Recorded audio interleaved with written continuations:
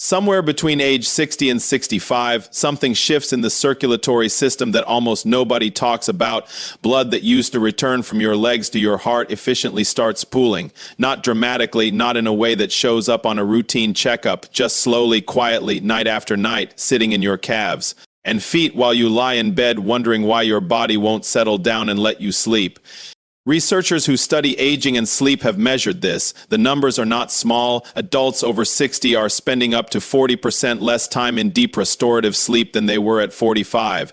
And the most overlooked reason is not stress, not screen time, and not the cup of coffee they had at 2 o'clock in the afternoon. It is a circulation problem that starts in the legs before the head ever hits the pillow. Now here is where this gets interesting. There is a position. It takes 3 minutes. It requires no equipment, no prescription, and no previous experience with anything resembling exercise, and it directly addresses this exact mechanism.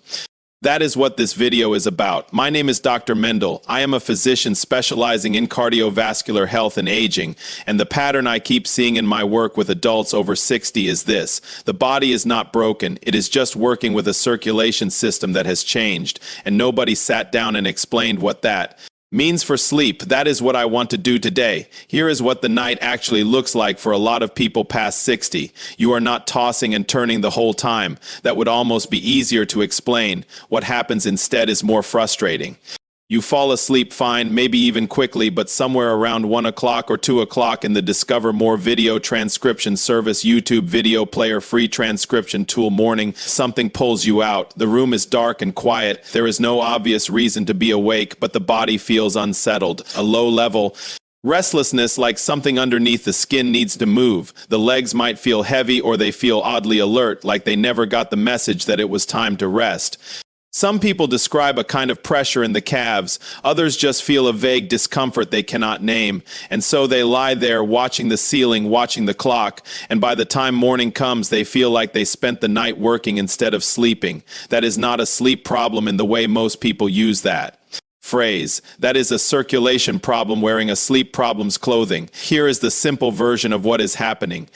During the day, gravity pulls blood down into your legs. Your circulatory system, specifically a mechanism involving your calf muscles and a series of valves in your veins, is supposed to push that blood back up toward the heart. When you are younger and your vascular system is more elastic, this happens efficiently after 60.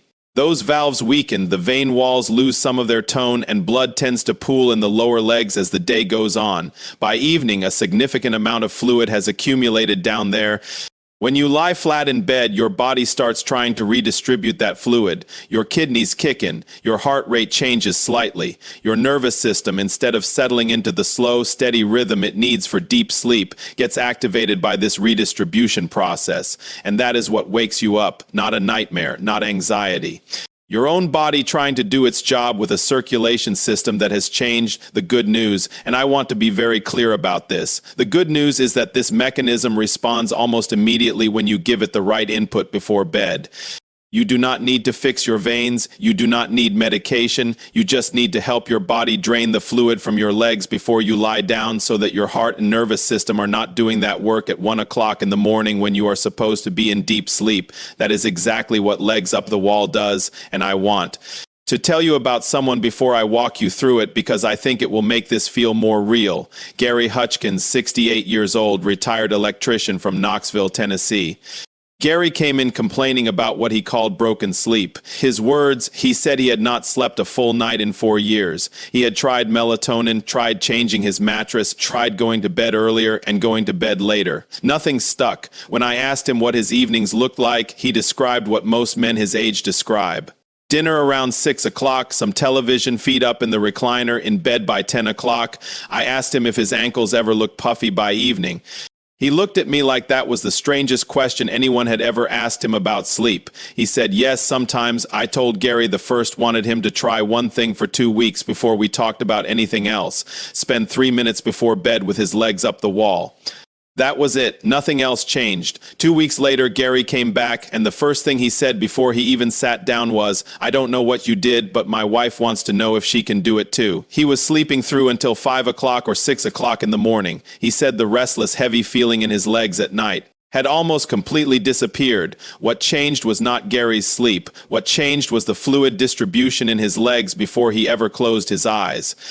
Now let me show you exactly how to do this. Find a clear stretch of wall. Your bedroom wall works perfectly. Sit sideways right next to the wall. Then slowly swing your legs up so the backs of your legs are resting against the wall and your body is at roughly a 90 angle. Your back is flat on the floor or the bed. Your arms can rest at your sides or on your stomach, wherever feels comfortable. Your legs do not need to be perfectly straight. If your hamstrings are tight, a slight bend in the knees is completely fine. The goal is simply that your legs are elevated above the level of your heart. Now stay there for 3 minutes. That is it. While you are in that position, gravity is doing the work your veins have been struggling to do all day. The pulled blood and fluid in your calves and ankles is draining back toward your core, your venous. Return. The rate at which blood flows back to your heart improves within the first 60 to 90 seconds. Your heart rate drops slightly because the heart is now receiving blood more efficiently and does not need to work as hard. And here is the part that directly connects to sleep. Your autonomic nervous system, the one responsible for switching your body between alert and rest mode, reads this cardiovascular shift as a signal that it is safe to power down. The same system that was going to spend the first 2 hours of your night redistributing fluid from.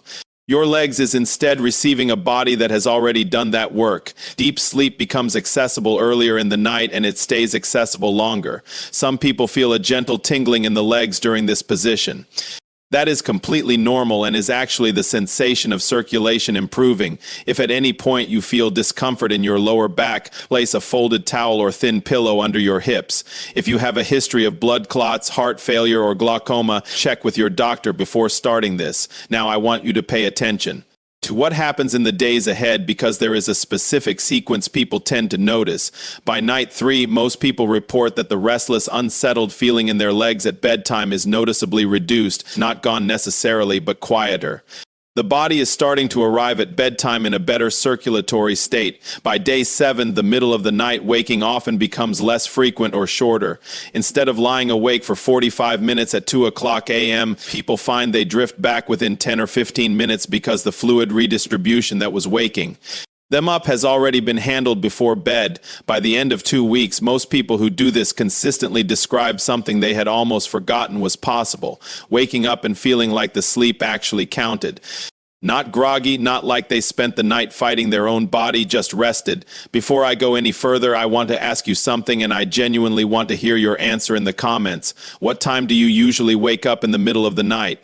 Type it down below whether it is 1 o'clock a.m., 2 o'clock a.m., 3 o'clock a.m. You will probably notice the same numbers coming up again and again in those comments. And there is a reason for that which connects directly to what I just explained about circulation cycles. It is worth paying attention to. Now, if there is someone in your life, a spouse, a sibling, someone you have breakfast with on Sundays who has been complaining about broken sleep for years and has tried everything, this is the video to send them. Not because it is complicated, but because it is finally the right explanation. Here is what I want you to do in the next hour, not tomorrow, tonight.